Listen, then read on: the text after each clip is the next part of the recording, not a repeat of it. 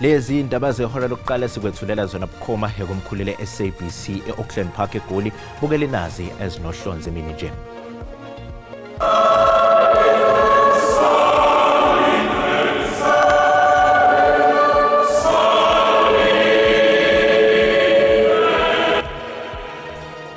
Umholo omusha webandla lamaRoma uPapa uLeo we-14 wenze imisa eSistine Chapel okuyilapho yena nabanye oCardinal bevotele khona uPapa omusha.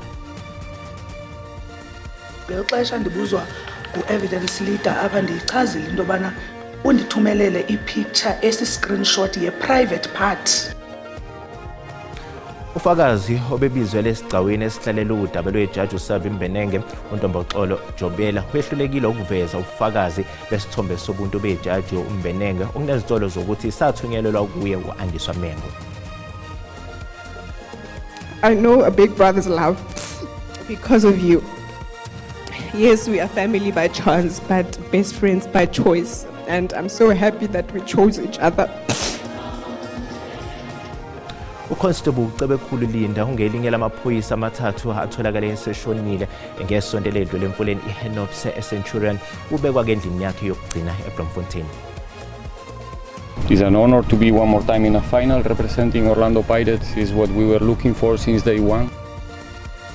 Abadlali beOrlando Pirates bathi bayazethemba ukuthi bangayiqubula futhi indebe yeNedbank okwesithathu kulandelana. Ukuthola kube kwembukeli ngiyakwamukela ezindabeni zehora lokuqala ezingunqa phambili kanti futhi ke ezihamba phambili la kweSABC1 Mzansi for sure kanjalo ke na kweSABC Lihaye. Igama lami nginguDaud Phungula. Umholo omusha webandla lamaRoma uPapa uLeo we-14 wenze imisa eSistine Chapel okuyilapho yena nabanye oCardinal bevotele khona uPapa omusha. uRobert Prevost ongokuqala kodabuka kwelasemelika ukuba kaholi ibandla lamakatholika. Ukukhethwa kwakhe kulandela ukushona kukaPapa uFrancis mhla zingama-20 nomuvo kumbasa eneminyaka engama-80 edlanhlamvana.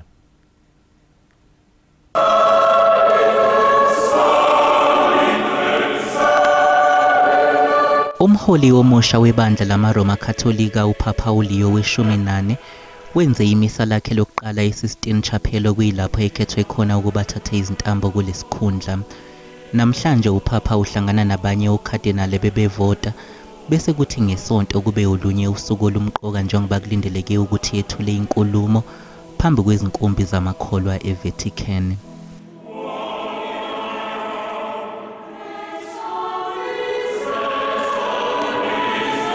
Manje ke wonke amehlo asethenjwa ukubona ukuthi ngabe uPapa omusha uzokwethula ziphi izinguquko ebandleni lamaRoma. We are hopeful that even the current Pope will continue on that trajectory.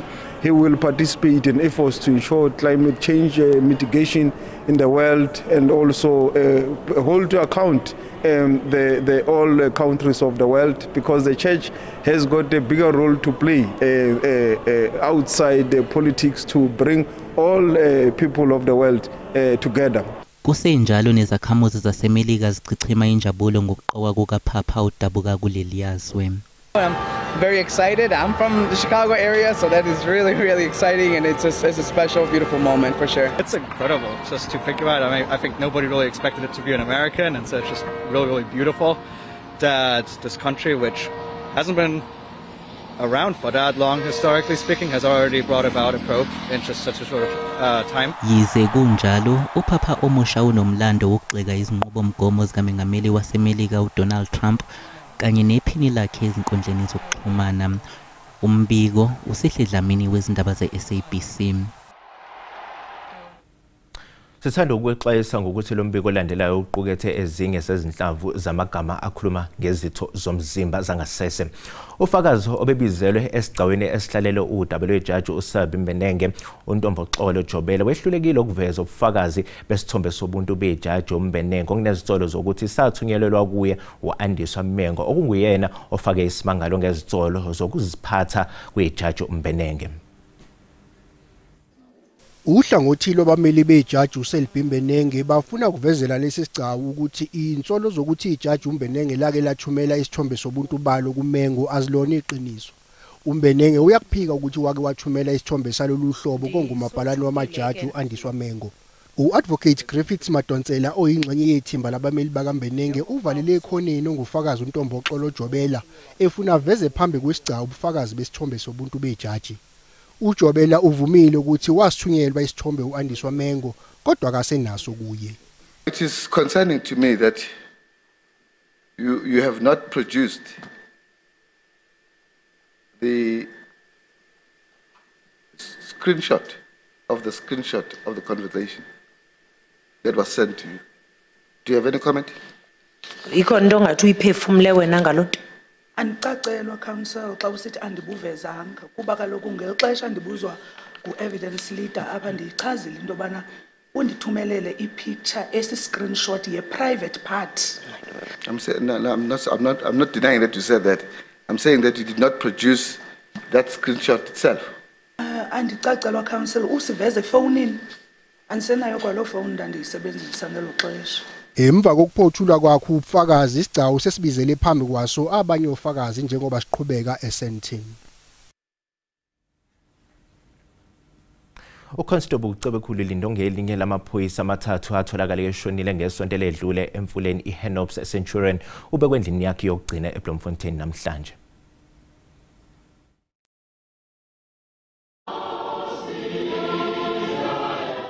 Constable Ucebekhulu Lindo odlule emhlabeni eseneminyaka engama-24 ubudala ubekwa endlini yakhe yokugcina namhlanje eBloemfontein. Isidumo sakhe kanye nezimbili zoza kwabo zatholakala emfuleni iHenops eCenturion ngesonto ledlule emva kokuba lamaphoyisa amathathu kwakubikwe ukuthi alahlekile mhla zingama-23 kuMbasa.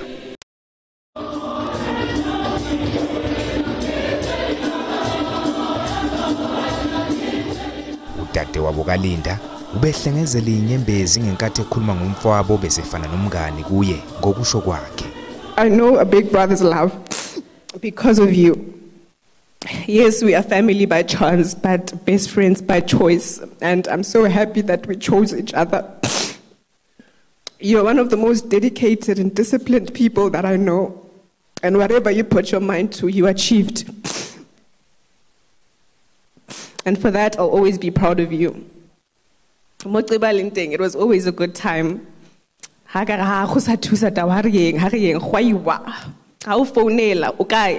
Just know you have to get ready because amaphoyisa ahambelele umncwabo anxuswe ukuba angapheli amandla anconywa nangomsebenzi awenzela umphakathi.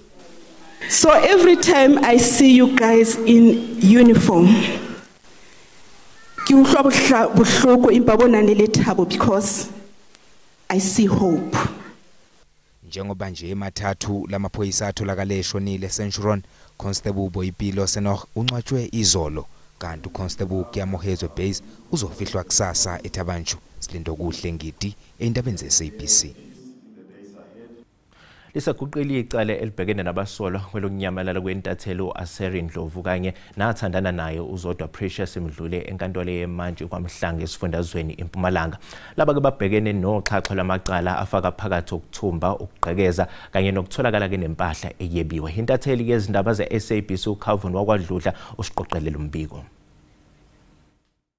Asibingelele kuwe emfundo wezindaba, sibingelele nombukeli wendaba zeSABC esekhaya. Sisenkantolo yeMantshi ke kwaMhlanga la esifundazweni eMpumalanga. Uzokhumbula ukuthi icala lesilandelayo icala eliundabuze kwayo, icala eliyindida ngempela, icala lokunyamalala kwentatheli uAseri Ndlovu kanye nathandana naye uZodwa Precious Mdluli. Namhlanje ke kunabasolwa ababevelile la enkantolo ababili, kodwa angingandi kakhulu anginikeze ke okhulumela iNPA ithuba lokuthi ke asichazele kabanzi ngokwenza loyo ke uMonica wakwaphoswa. Asikubingelele sikwamukele eindabeni zosuku. Sicela usichazele kabanzi ukuthi ke namhlanje kwenzekeni enkantolo.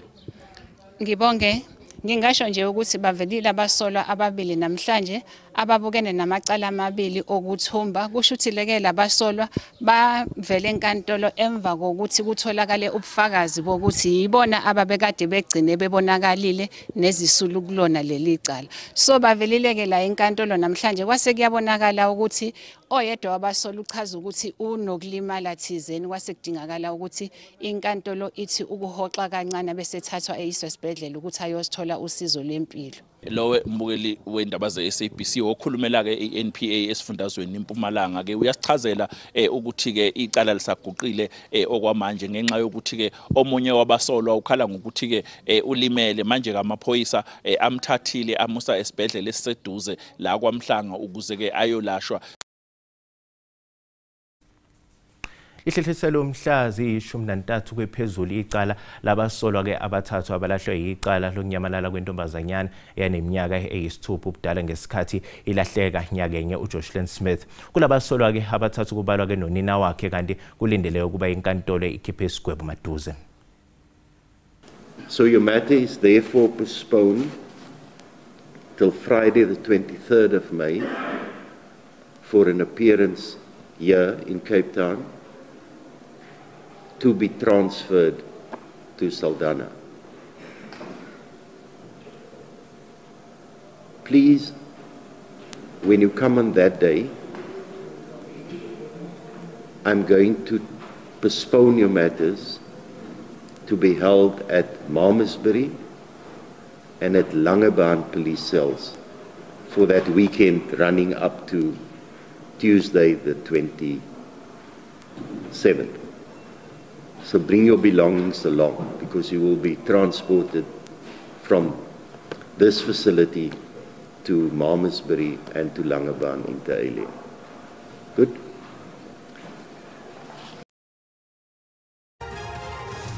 Bukelesi sathiqo ezitolo kanti uma sibuya sizophathela uWT. And we are quite concerned about the prevalence of sexual abuse amongst young children in our country. Iphinde kaMengameli uPaul Mashatile ngesikhathi ephendula imibuzo eParliament ubuzwe ngenqubekela phambili yophenyo lwecala lokudlengula kwentombazanyana yaseMatatiyela. Bukele sibingelele sikwamukela uma ngabe usanda ngena odabeni oluphambili besibika ukuthi umholo omusha webandla lamaRoma uPapa uLeo we-14 wenze imisa eSistine Chapel okuyilapho ke yena nabanye oCardinal bevotela khona ke uPapa omusha.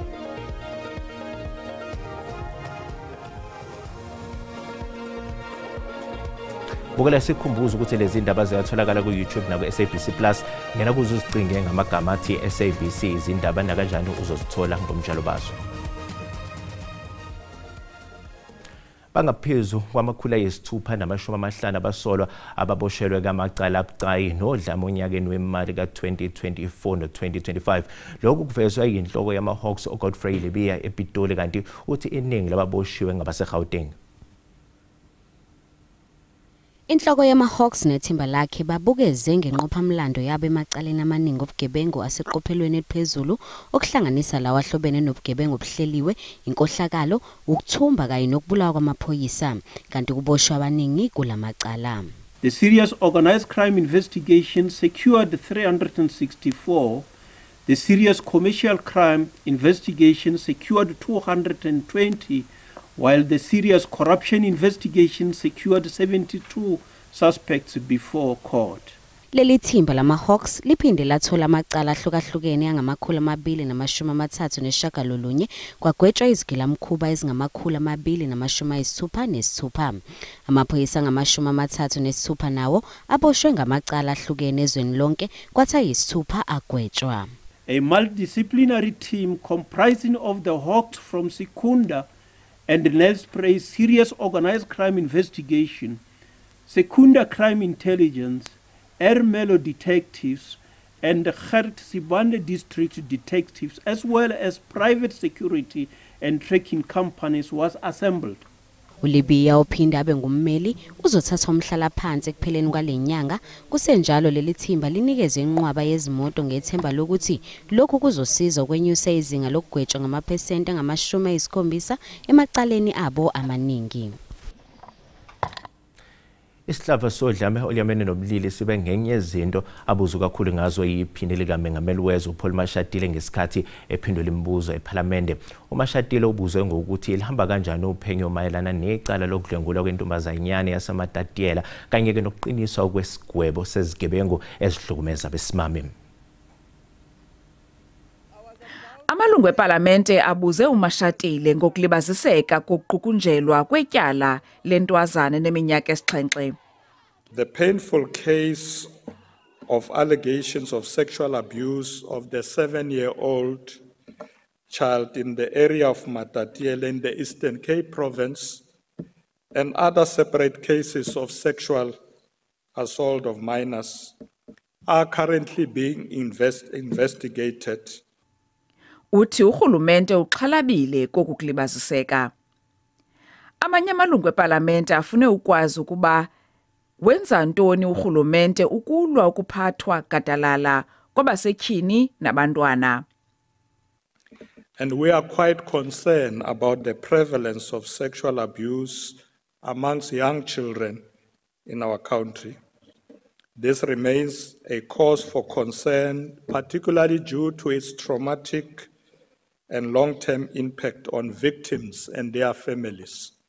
Uvelelwe nombandela wokufunyanwa engenatyala uPastor Timothy Omotoso kwizithyolo zokudlwengula nokuthubelezisa abantu.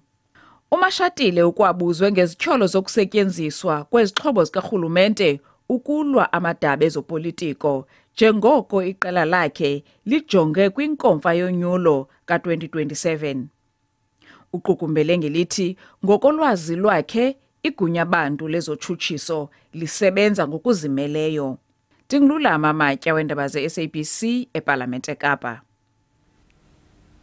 Umvikelo womphakathi ukholeka ecale ukuthi ihhovisi lakhe libhekile ukuthi engabe zasetshenziswa yini iziphakamiso zekhomishana yokugwamandwa kwamandla ombuso. Kunywa kule nkomfa zabelana ngendlela zokulwa urhwaphilizo kwaye uMzantsi Afrika usebenzise le nkomfa enika imizekelo ngendlela urhulumente walapha wabanjwa ngobhongwana ziinkampani zabucala phantsi kwe-state capture. Ucaleka uthi ufuna ukuqinisekisa kuba amasebe karhulumente ayazithobela izindululo zakhe. It is crucial to monitor impact, and we've started to do so as the public protector. 2 years ago, the implementation of our remedial action was sitting at 2%, and we've had to have a vigorous drive in this respect, and currently we are at 39%. Ucaleka uthi abazokuphanda izikhalazo ezingena kula ofisi kuphela bangaphanda nemiba yorhwaphilizo ephuma konondaba. Bekulindeleke kuba umongameli Cyril Ramaphosa awise intetho kule nkomfa, kodwa uye wabambeka kweminye imiba engxamisekileyo waze wathumela umphathiswa wezobulungisa. South Africa remains committed to strengthening the capacity of its institutions to fight corruption. The launch by our special investigating unit of an anti-corruption and cyber academy is a recognition that capable and committed people are the most potent weapon against corruption. Kwindaba ze-SABC, Dingubulelani Philip eKapa.